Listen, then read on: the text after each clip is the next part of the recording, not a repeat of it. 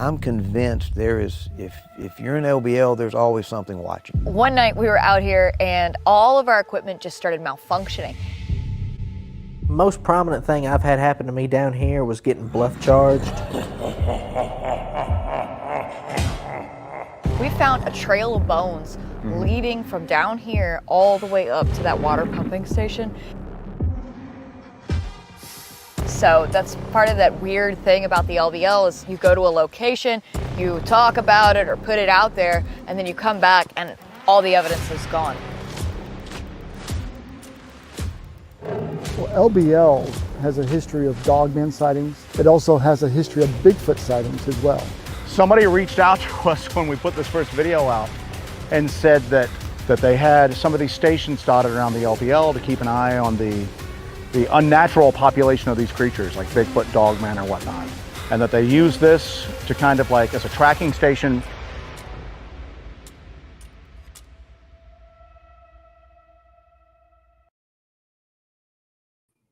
Ooh, if that music don't get you pumped, I don't know, man. I don't know. Nothing's going to. Welcome back to STM Live. This is the weekly show where we sit down with a member or members of the STM crew and talk about all the cool stuff that's happening in the Small Town Monsters universe. It is actually me, not an imposter. If you were here for our stream last week, you got that joke. If you didn't, I'm sorry. Shout out to the audience tonight. I'm seeing several of our friends and colleagues, some of whom were featured in this episode. I see Hellbent Holler in the audience. Mr. Martin Groves is here. I see Scott member, Scott member, squad member, Scott is here. Sorry, guys. It's been a heck of a day. J.E. Roberts is here as well. I see Julie Bug, Jeff Rawls. What's up, guys? Great to see you. We have a great show lined up for you, as always, and I'm super grateful to you all for being here. But a couple of announcements, a couple of bees to put in your bonnet. Biggest thing happening right now, guys, Monster Fest 2 is a month away at time of recording. At time of our conversation right now, we have a month. You can still get passes. You can still get VIP passes. You can get your tickets day of by walking into the event, but you get a discount by ordering them in advance. So check that out at stmmonsterfest.com. Come hang out with us. Come hang out with me. I'm going to be sitting in a corner in the back, making everyone very uncomfortable. Not really. We have a new episode of The Lore You Know available right now on your favorite podcasting platform.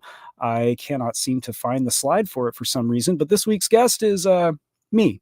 I'm sorry, no one else was available, but you can check it out. It's fun. It was a fun time. Speaking of fun times, something I'm very, very excited about. You can now, or very soon, watch On the Trail of Bigfoot, Land of the Missing on YouTube. This is another STM classic drop. Way the poster is. If I do this, does it work? Yeah, that's really bad. Squad members should have access to this film right now, or they will very shortly, and it will be available worldwide on Sunday on YouTube for the very first time. Yes, this is a movie that came out before. No, it has never been available on YouTube, so many of you will see it for the very first time. Alrighty, folks. Without further ado, please welcome back to the show my friend and colleague, a returning guest, a guy with a way cooler hat than mine. I don't even have a hat today, Mr. Eli Watson. No, you're known for the bandana, man. Yeah, on the microphone, if not in front of my face. But how you doing, man? How's it going? I'm good. I'm happy to be here. Happy to talk about this first episode. Thank you. Yeah, I'm excited too, because this is one, just a really awesome episode. We all love Sasquatch Unearthed. Always happy to see it come back. Very happy to see you at the helm directing. But this is part of the continuation of kind of the grand STM exploration of the land between the lakes. So I'm excited. It's like an ongoing saga right now. I have a couple of things to say on that, if I may.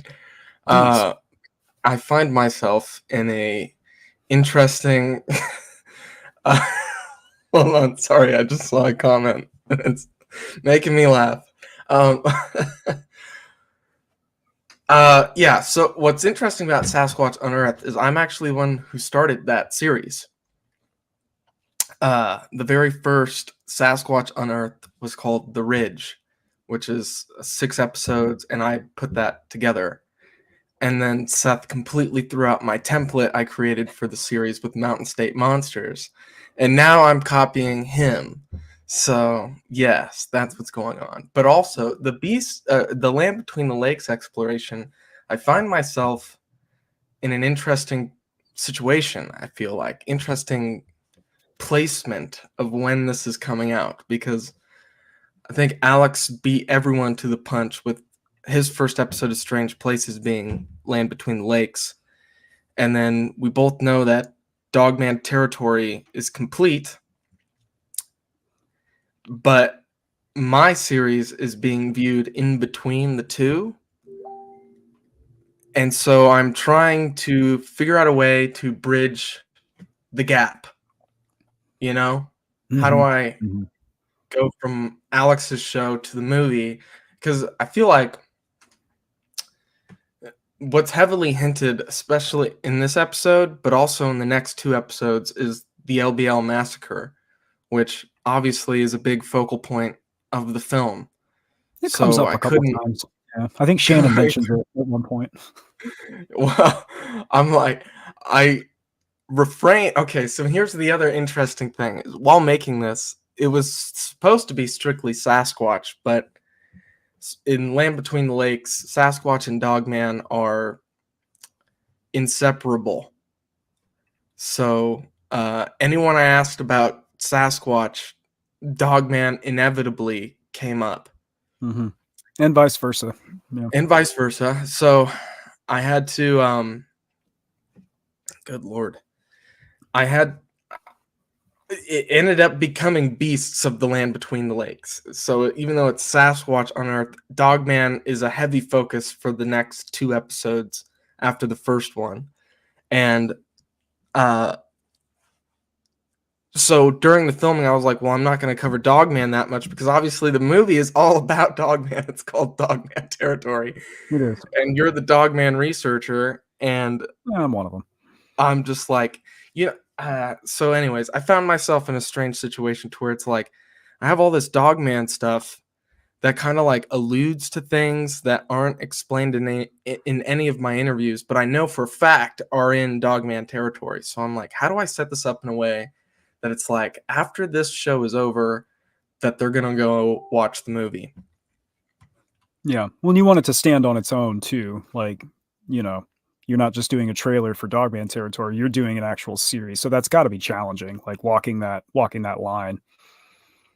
It is a little bit. It is a little bit. But I'm also doing this series a little bit different than my other shows because this one's, spoiler alert, it's only 3 episodes. I'm doing it differently, and I've been working on it all day to where I'm putting it together all at once. So it really it does feel like one giant 3-hour long movie that I'm putting together. But I think it's easier for me that way to kind of bridge it to the next. I had an idea for the last shot of the last episode that maybe you can help me out with, Aaron, maybe, but I'm not going to say it here. I'm going to save it for after. Yeah, I'll give you my number. Okay, thanks, dude. That's what all of this has been leading up to, me getting Aaron's number. He like ghosts everyone after this, sells my identity, which is worthless, by the way, to several hostile foreign powers. No, I think you did a great job on this, man. I'm excited to see more.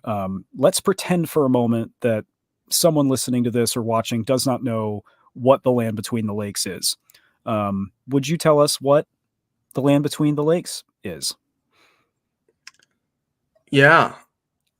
The Land Between the Lakes is an area in like southern Kentucky, northern Tennessee that is exactly as the name implies. It is a land between 2 lakes.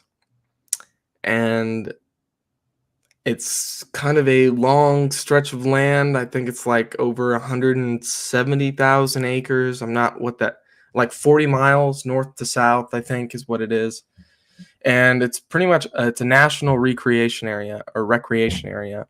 And there's just not a whole lot going on out there in terms of not a lot of campgrounds out there, and that number seems to be diminishing as the years go on. And yeah, So it's just kind of an area. It's just an outdoor area. People go hunting there. People go fishing there. People go camping there. That's kind of what it is officially. But if you ask some people on the internet, there's lots of Dogman and Bigfoot activity. Depends which people More, on the internet too. Yeah, but yeah. yes, yes. I mean, according to the internet, it sounds like you're gonna get out of your car and Dogman's going to kill you and your family. Yeah. I've been there. That didn't happen to me. I was gonna say we can cop to that at least. That We survived. we did We make should it out. start getting T-shirts that say "We survived the land between the lakes." And all I got was this stupid T-shirt. See, yeah, exactly. There's a marketing gimmick. I'm gonna delete this from the replay so no one steals our idea. So we actually have a couple audience questions already. As always, guys, any questions or comments you have, please drop them in there. We also have a new squad member as of 40 minutes ago, Mr. Thomas Birchfield. Thank you for signing up, Thomas. Meant to Hello, shout you out at the beginning, but accidentally did not. So thank you. Thank you for joining the squad. We have a comment from Lycan Weeb, who might win best username of the night. I'm here for that. That's hilarious. Did that hole lead to a further underground chamber? Our family dog got trapped in a hole and it couldn't get out because it had no hands. 100% a werewolf or dog man archetype. What do you think? A lot going on there. There's a lot going on there. I'm sorry for laughing. I'm so sorry. That hole that I went into did not lead to a further underground chamber. It was about the size of the room, maybe a little bit smaller than the room that I was in. That was as above, so below. That's what I'll say. And I don't know. It was maybe 4 feet deep and just a square. And there was nothing in there except a bunch of mosquitoes. So not really anywhere to go at the end there. That's interesting. Yeah, no, it's kind of interesting. Like, I wonder what it was made for, because I started thinking about it the other day. I was like, obviously, it's not like some sort of secret underground entrance to anything, but you wonder if it's like, because the entrance is in the corner of that room, you're like, is this some kind of like safe house where there's supplies down here? I'm thinking like John Wick. That's where he stores all his gold. Yeah. Right there. His gold and his weapons. He already punched through the top. Yeah. It's a weird space, man. I remember it's not examined in great detail in Hunting Grounds, but it's mentioned, just from talking with Jesse and Joe. And it's something I keep going back to. It's a weird thing. Really weird thing. I remember making notes about it in the manuscript for Hunting Grounds, and Heather highlighted it and commented, "Yikes!" Like it's just a freaky thing. Ugh. What do you mean, like the holes in the ground? And stuff? Yeah, just like, why is this here? Why is this here? There's a lot of them, actually. Yeah, there's a lot that didn't make the cut. I don't know if they will now. There's just a lot of just filled in holes that led underground. I don't know what they were for. Yeah. The Deuster has commented something, and the Deuster here? There the Deuster is here. Yes, that hole was a sump for the transfer pump. I'm not sure. Not caught up on my terminology. I don't know what that means. I know what a pump is, but the rest of that I didn't understand. It's okay. Thank you, Deuster. Thank you, Deuster. Can I say I was actually very happy. I didn't know Seth had interviewed Dewey for me. I wasn't there for a lot of the interviews because I was out with Martin Groves or I was out with Joe and Jesse. So Seth did some of the interviews for me, and he interviewed Dewey. And I didn't know that until he sent me all the footage. And I was like, oh, sick. The Deuster's in the house. In the house, literally and proverbially. He was in the house where we interviewed him. I saw him there. Yeah, got his business card. Mm-hmm. Yeah, this whole trip, and this just kind of came to me, but it was almost like my dream scenario as far as deploying a team of researchers, to get on the ground in a place and do interviews and do research, because everybody wasn't all over the place, but it was broken into separate groups at separate times, working on separate projects, and now it's all coming out into the world. That's very exciting. Very exciting to me. Yes. Here is a question a comment from Joe Mapes, who says, Aaron works on retainer. Your boy actually is an employee. I work here. This is my job. Welcome to my office. It might or might not be a closet. No, dude, you don't get paid until you find a dog man. I know. Why do you think I'm still looking?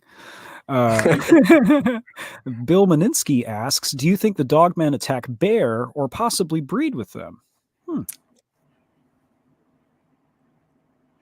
If dogman is real, they might fight bear. I'm not sure about any reports about that. And I certainly don't know about any dogman breeding stories either. Yeah. What do you think, Aaron, as the dogman expert? I think there's room for speculation. If dogman is an organic species, then naturally it's going to clash with other apex predators, which we would have to assume it is. So if they share territory, which based on the locations of sightings, we can assume that they do, I think that's a natural assumption to make, that they would compete over food sources, places to hide, places of concealment. On paper, biologically, a dogman would have a lot of the same capabilities as a bear. So it makes sense. As far as crossbreeding, I don't know how possible that is genetically. I don't know. Canines are capable of a lot of diversity, intermixing breeds and different mutations and things like that, which I think makes a compelling case for dogman as a biological entity. I don't know if that is compatible with an ursine creature. I do not know. But yeah, I don't know either. But why don't you, there's the Bear King of Marble Falls, and there's Bearilla in Kentucky. I don't know Bearilla, but Bearilla, from what I know, is a supposed, it looked like a bear and a gorilla. They called it Bearilla. Well, that's kind of how the Bear King of Marble Falls is described. So there is crossover there in like the dogman, Sasquatch, bear universe. And obviously, yes. I mean, being objective, we can assume that at least some sightings of both of these creatures are likely the result of bears. So probably. I don't know. You probably, because I think the biggest thing that comes up is the muzzle, which bears obviously have that thicker, longer muzzle. So yeah. I realize, as a dogman researcher, saying some of these sightings are bears is probably bad for my career, but just saying, some of them. Nah, dude. Here's I'm trying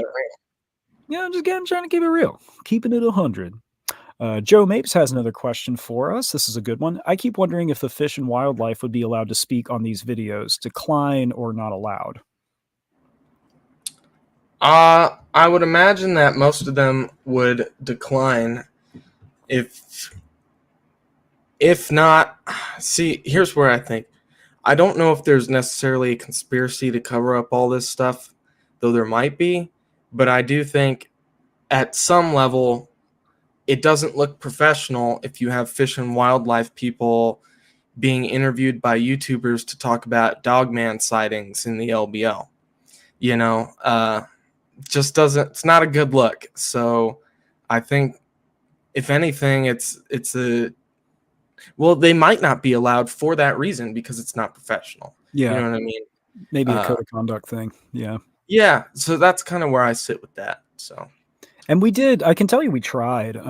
Heather Mosier put some effort into trying to get a hold of game wardens or park rangers, to help me with hunting grounds, and we just weren't successful. Nothing suspicious or strange, just not a lot of responses. And I ran into the same thing when I was riding the Dogman Triangle. The same thing happened in Texas. And I think that's what it is. I don't think it's necessarily that they're prohibited. I just think there's a lack of interest to, this is just not, there's no reason for me to do this. You know what I mean? Right. Yeah. Maybe in a few years, some of these folks retire. We'll see what happens. But, it's tough when folks are still actively working in an area. Mm-hmm. Mm-hmm. But great question. Can't tell you we tried, though. We did try. Let's see. Bunch of fun questions tonight. Keep them coming, guys. I've got some notes, but as always, yours are more interesting than mine. Julie Bug, our good friend, says, Eli, what did you find most interesting about the LBL? And at any time, did the place creep you out? Yes, the most interesting thing I found out about the LBL is actually the whole history of the TVA and how they eminent domained it, took over. And, you know, there seems to be all these conspiratorial ideas as for why they did that, you know, because there's some places that are definitely well above the waterline. But I do think that witness Mike Smith explains it the best, is where, you know, even if you calculate where the water line's going to be, are you going to kick out like half of the people and not the other half? And that's when you get into that sticky situation of, oh, how come they get to stay and we don't? Mm-hmm. You know, so it was better just to kick everybody out. Yeah. And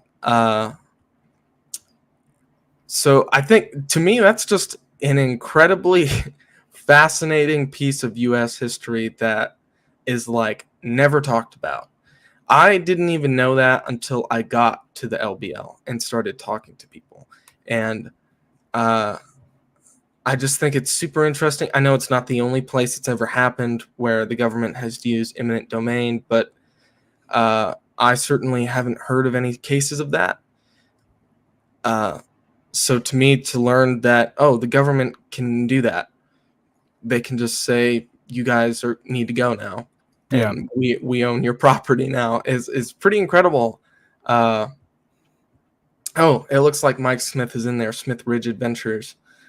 Thank you, dude. Definitely good. And then there's my dude. There he is. Yeah.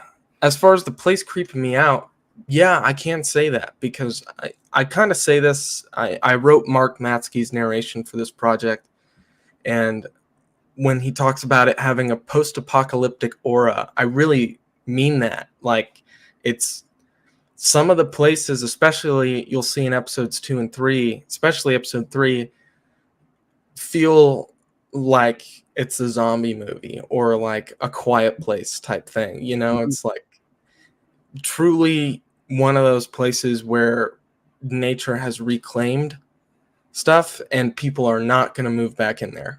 They're just not going to. So it's just wild. Like, I've never seen places like that outside of movies or TV shows, and yet here is a place that it literally exists. Yeah. So yeah, you hear the term eminent domain in movies and TV shows, and maybe on the news, maybe if you watch the news, but it's not something that you're like, oh yeah, this is happening all the time.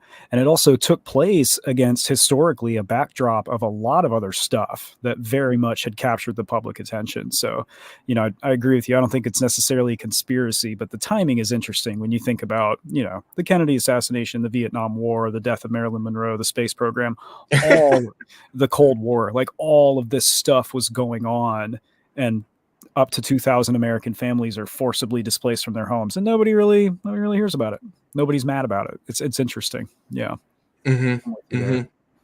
I Julie didn't ask me, but I'll just stack onto it. The place, like, it didn't creep me out while we were there, but then looking back on it, you know, reflecting on where we went and some of those places where we actually went and spent time, I was like, dang, that was a really freaky experience, actually, you know, like crawling down in those bunkers and stuff. I was like, what was I thinking? What? Dude, you know, you think about it, I think, because I experienced this a lot, you're in such tunnel mode. We're doing so much in so little, in such a short amount of time, that you're just like, oh, I need to do this for the shot. But you're not really processing what's happening until after the fact.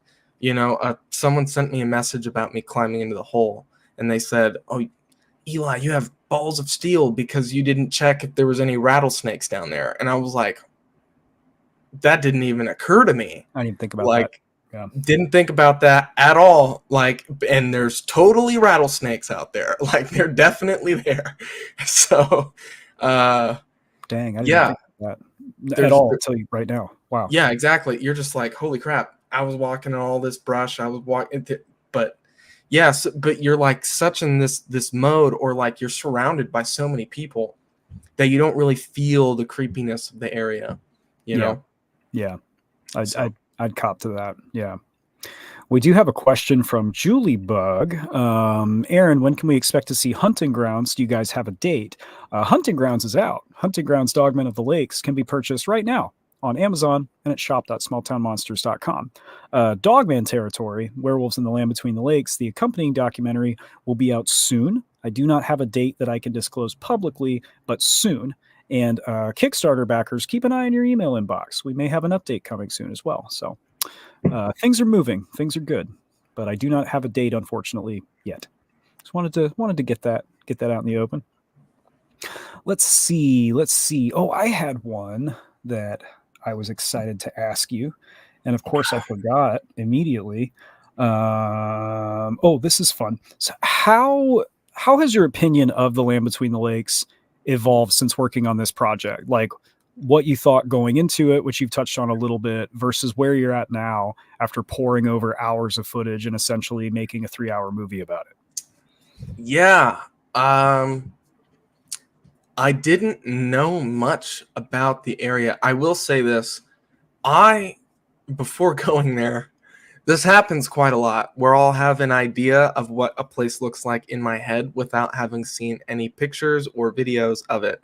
So in my head, the Land Between the Lakes, and I guess this is more or less correct, was a strip of land in between giant lakes. Actually, I thought it was one giant lake with a large island in it and one highway flowing through it. And it was like a giant swamp. That's not quite what it is. So immediately off the bat, my expectations subverted. But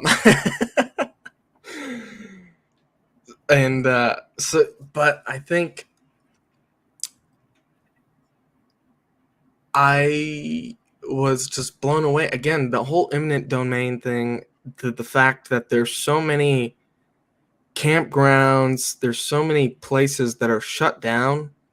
And even like, I mean, spoiler alert, but we went to the supposed massacre site, and that you could tell was once a campground that has been shut down and just left to decay. I think that specifically that aspect of the history, that they were going to turn it into this like jewel, this area that people will go to and camp. People will travel from all over the country to go to the LBL to camp and fish and hunt. And they just, for whatever reason, just abandoned it and just said, nah, we're done. And it continues to rot and to decay. And instead of repairing stuff, they continue to shut stuff down. I think all of that is really, really interesting. And I don't even know what it means. Like, what does that mean? What are they planning to do with this area? Mm-hmm. You know, because it seems like the only time the government ever shows up there is to close down a campground or to tear something down. So they clearly have no plans of developing it, just continually to let it rot. And so I don't know. It's just strange. I don't know what to expect from it. Yeah. We do know, as of 2022, trying to remember the exact numbers, but they've allotted an additional $8 million in federal funding to the LBL as a part of the Land Between the Lakes Heritage and Preservation Act. I'm probably getting that wrong, but we haven't seen that yet. You know, like talking with Joe while we were there at the end of 2023, there were still only 4 to 5 park rangers there, a supervisor, and then a few subordinates to oversee all 171,000, square acres. So you just have to wonder, like, again, does that mean anything? Is it just an example of government bureaucracy? I don't know. But it's such a strange situation. Yeah. Yeah, it is. Dang, you just said something that made me think of something else, but I don't know. It'll come back to me. Yeah, just throw it in there. We got time. Martin Groves, our man in the audience, asks, is it possible they will play it at Canton, referring to hunting grounds, Dogmen of the Lakes? Maybe. We'll be screening some films at Canton. We'll be releasing more information about the screening schedule shortly. So stay tuned. Stay tuned. Maybe. I'm not actually 100% sure. Maybe. We'll see. Hopefully. I would like that a lot. Our friend Metallica 4567 asks, Eli, any updates or new evidence you've heard from the OP? That's our friends at the Olympic Project. Yes, they're actually watching tonight, the OP, though they are not commenting, I see. As far as new evidence goes, I don't think there's any new evidence. And for updates, here's where I don't know how much they want me to share. So, but they do keep me up to date on things that they're doing pretty often. I mean, I can say that we're all friends now, so I'm pretty stoked that they tell me when they're going to the nest area, and they tell me what they're doing there, and tell me if they find anything and stuff like that. So it's pretty cool. You know, that's one of the things that if I may digress on this for a little bit, but one of the things we talked about a little bit was the idea that this show, Road to Discovery, covers, literal years of research, and you can cover literal years worth of research in a few hours. And though it's like 8 hours, when you think about, oh, this person spent the last 10 years of their life looking for Bigfoot, and you can watch everything that they've ever learned about Bigfoot in 8 hours, that's kind of a sobering thought. And so the idea now is kind of, we're putting it on pause, we're letting it rest, and then maybe in another 5 or so years, after they've found more stuff, we can go back and talk about everything else they've found. Otherwise, the other implication of them finding, I guess, so little, to me that's a lot, but is that it's not every time they go out that they find something. A lot of the times they go out and nothing happens. So you have to take that into consideration. You can't expect me to go up there every few months and film them and they don't find anything. And it's like, that's not what that show was. That's not how I wanted it to be. And if we decide to pick up on it in a few years from now, it'll be about stuff that they've found. Yeah. I think they've found a lot. Oh yeah, dude. It's a lot. One thing is a lot, and they've got a lot more than one thing. Yeah. Oh yeah. Yeah. They are also mentioned in Hunting Grounds, Dogmen of the Lakes, available at shop.smalltownmonsters.com. Yes. Great question, Metallica. Thank you. Here is a good question from our friend Michael Tovar, my buddy in Austin. Eli, would you research the LBL alone, especially at night? And thoughts about Dogman now? I don't know if I would research anywhere alone at night. That's because, like, my biggest fear, well, especially here on the West Coast, my biggest fear is mountain lions. They're less likely to attack people in groups. So yeah, there's that. But when I go out, I'm not really worried about Dogman at all. I hate to sound so skeptical. I hear a lot of credible people say they've seen Dogman. I don't know what to think about it. I've never had any experiences I can attribute to Dogman, so I'm not like that worried about it. Sorry, but so I mean, it goes back. I think my thoughts are still in line with my Mysteries and Monsters episode that came out last October, Werewolves of the Northwoods, where I talk about Dogman. And I am of the mind that Dogman is a shapeshifter. I don't think it's necessarily something that is purely paranormal. I think there's some kind of black magic involved and stuff. So I don't know, and all that stuff. There's a lot of questions to be asked, and I'm no expert on how dark magic works or anything like that,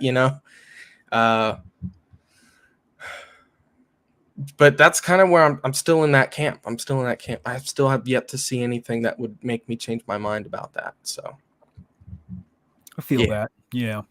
I'll agree with most of what you said. Yeah, I know your theories are different, man. I don't even know what they are. They change every day. But yeah, there's not a lot of places I would go alone at night. The LBL, no, for sure, because there's no cell reception out there. You don't have a lifeline. You have to take like a specialized GPS SOS unit, basically, which is what some of our colleagues who do regular research out there, that's what they do. So if you need help, your options for getting help are extremely limited. And I haven't been a whole lot of places in my life that were that dark, like just physically dark, not talking about like the spiritual energy, but just like at night, how dark it is. The only place I can really think to compare it to is Mammoth Cave, which is also in Tennessee. And I'm talking about a spot that's a mile underground. Like it is, there's nothing out there, nothing. So yeah. Yeah, absolutely. Yeah. But I would go research there at night with Eli. I think that'd be fun. Be a good time, which we already did that. We did do that. Let's see. Scotty B. Had a friend named Scotty B. Still do. He's a good guy. Eli, anything happening in West Virginia in the near future? I don't have any plans for the near future of West Virginia. I have been in talks about some plans of a project to do in West Virginia that I would be super duper stoked to do, actually. But as for the near future, I don't even know if it would happen this year, to be honest. So that's where I'm at with that. Yeah. Can't tell you, our buddy Tyler is down in West Virginia, STM crew member. So you never know. You never know. There's a camera down there. Oh, a crossover episode? Never know. This isn't a hint at anything I know about. I'm just saying, you never know. Yeah. The Deuster, the man himself, asks, are either of you going to be in Gatlinburg in July for the Smoky Mountain Bigfoot Conference? And the answer is... Yes. Okay. We will both be there. I might wear this shirt. I don't know. But yeah, Eli and I will both be at the Smoky Mountain Bigfoot Conference, which will be the world premiere of On the Trail of Bigfoot, the Ancients. So come hang out with us. Yeah. Is Dewey in that one too? I don't.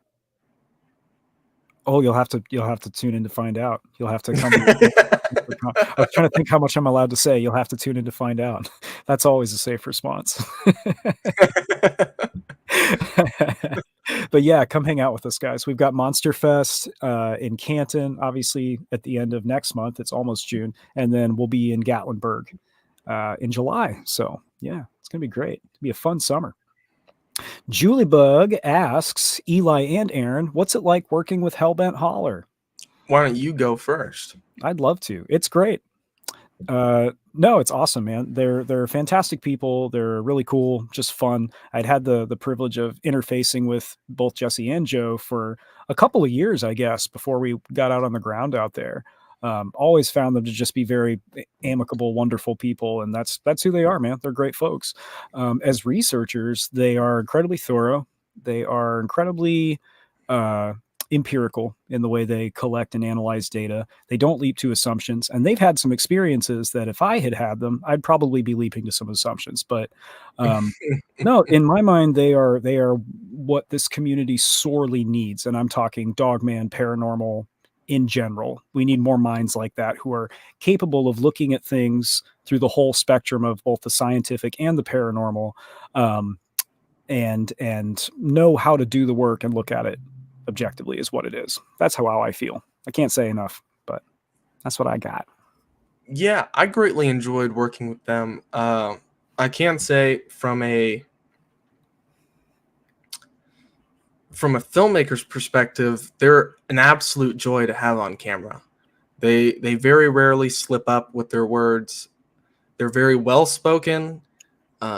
They just know how to present themselves on camera in a way that's very, very nice. And a lot of the times while doing documentaries, you're working with people who have never appeared on camera before in any sort of professional capacity. So like when you set up, your lights and your 2-camera setup, it gets very intimidating for them. But with Hellbent Holler, it was very, very like they were professional. they knew what to do. Yeah. So super awesome to work with that. They knew places to go. They knew places that would look good on camera. And I also enjoyed very, very much their transparency about things. They're not, I always point to the hole in the ground that I called into. I just said, hey, I kind of want to crawl in there. And they said, okay, we'll film you. Not very many people would be willing to just do that, so I'm just super, super stoked that went as well as it did. So yeah, I can't say enough good things about both of them. Joe and Jesse, just great, awesome people. They helped me out a lot with this previous episode. I mean, they let me use footage from one of their shows, and I mean, that has been, we have a YouTube channel, they have a YouTube channel. That has been the source of so many of my woes in this past year that that I was just like, sending this message, anxious and paranoid, and then Joe messages back, sure, yeah, and we'll send you timestamps to the stuff that you're looking for too. And it's like, thank the Lord. I wish more people could be like this. So, yeah. Their level of openness and like just willingness to work with everybody is tantamount to godliness, I would say. This is not a paid endorsement, folks. They're just really good people. So, and they always look cool. Like, you guys will see in Dogman territory the juxtaposition between how I look in the woods versus how Hellbent Holler looks in the woods. It's a stark contrast. Let me just say that. I swear. Jeff Rawls, our squad member, asks when in July, referring to Smoky Mountain Bigfoot Conference. That is the 27th. Yes, the 27th. 27th, Gatlinburg. Get your tickets now at, I'm assuming, SmokyMountainBigfootConference.com. But Google it. They're on Facebook. Very nice people. Here is a question from our friend Kaiju Ninja 8 1985. What are some places Eli would like to investigate at that he hasn't yet, and any other cryptids besides Bigfoot / Dogman would he want to research? Some places Eli would like to investigate. New Mexico is on the top of my list for two reasons. One of them you could probably guess. The most famous UFO crash in history. And the other one is a secret, even to me. So I couldn't even tell you where it is. But I know it's in New Mexico. And then, let's see, where else would I like to go?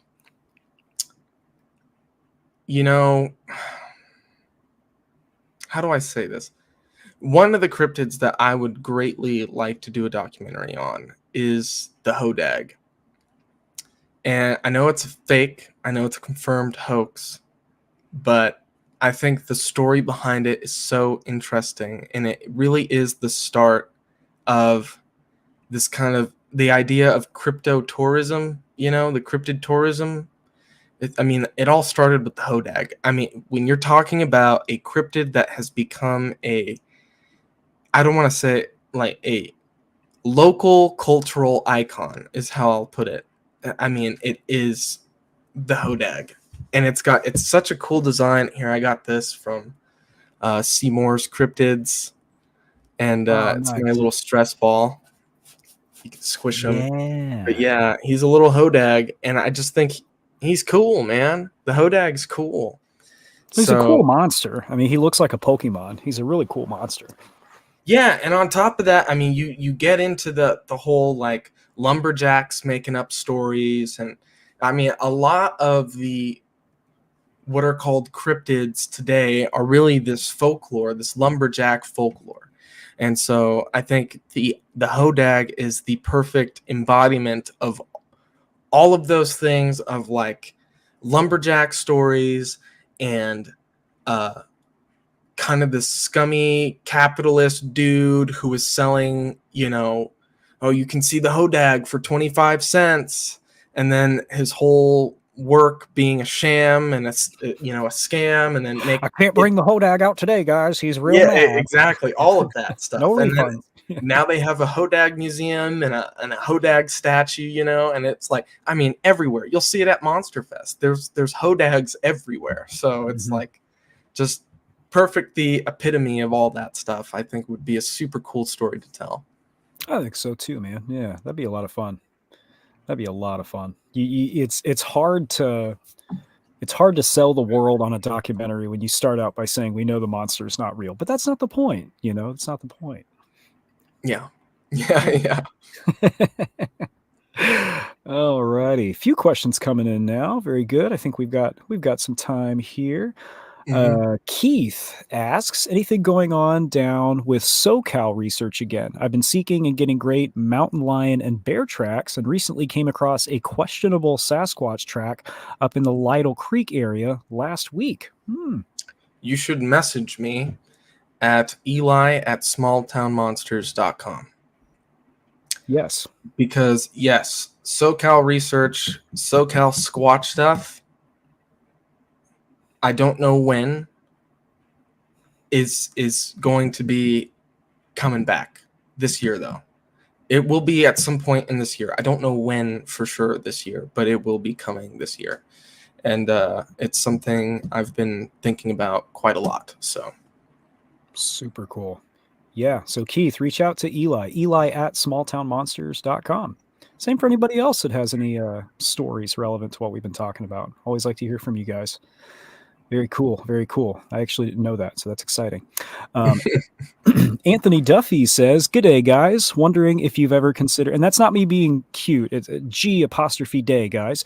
Wondering if you've ever considered going international in search of creatures outside the U.S. I'm not sure if you're familiar with the Yowie in Australia, but I can assure you Bigfoot's cousin is real and is here in the world's oldest rainforest in northern Australia. Thank you for tuning in from Australia, Anthony. Always love to know where people are watching from. I'm a little bit familiar with the Yowie. I've heard of it. It's come up in conversation, but I don't have a big grasp on the folklore necessarily. Yeah, what time is it out there? And yeah, the Yowie is definitely on my list. I would love to cover like the Yowie. I would love to cover the Yeti, and I would love to cover the Orang Pendek. The problem is just getting the funds to do so. But yeah, definitely Australia. Would love to go out there. Would love to cover the Yowie. I think that would be a lot of fun. Yeah, that'd be a cool one. Be fun. People ask us this a lot. Like, have you guys thought about going to the UK? Have you thought about going? The answer is yeah. We thought about going to all these places, and yes, we absolutely would love to. So, next Kickstarter next year, guys. Yeah. Maybe that's a stretch reward. Send STM to Australia. While we're there, we'll film 6 documentaries. It'll be great. Yeah. Sam Burton, gotta make sure we shout this out. Sam Burton asks, does STM have any plans for Goatman? The answer is yes. Cryptid the Goatman is currently in production. That will be for a while an exclusive to 2024 Kickstarter backers. It will go into wide release eventually, but our backers who made the film possible will get it first. So the answer is yes, though, Sam. Watch this space for updates, because we do have some Goatman coming your way, and it's going to be really cool. Really, really cool. Just based on the little bit I know, it's going to be very cool. Joe Mapes asks, has STM covered the little people before? I don't believe we have. I don't think so. Maybe mentioned in one of the Alaska films that Seth put together, on the Trail of Bigfoots, but I don't think it's been an entire topic. Actually, it might also be mentioned in one of the Beyond the Trail episodes that focuses on what is it? The triangle in Massachusetts. What's it called? Bridgewater. The Bridgewater Triangle. The episode that focuses on that, because there are some alleged puckwudgies that live there. Those are little people. Yeah. So it has been covered on this podcast called House of Monsters. It's a dumb show, but there's an no. episode about there's an episode about the Nain Rouge, which is a little person myth out of Detroit, and there may be a new episode coming Monday that has something to do with gnomes. Stay tuned for updates on that as well. But yeah, it's something we've touched on, but we haven't done a dedicated documentary or series on that yet, though. Who knows, man? Who knows what the future holds? That's the cool thing about this stuff is people have been telling stories about monsters for so many centuries that there's always room to expand. Always room to expand. Yeah. Let's see. We are coming up on the hour. Looks like we've gotten all of our audience questions in. If I'm wrong, feel free to get mad at me. But I did want to ask you one final question, Eli. Specifically talking about the Land Between the Lakes, we mentioned that we were kind of on a limited timetable with this shoot. There's always a limited timetable.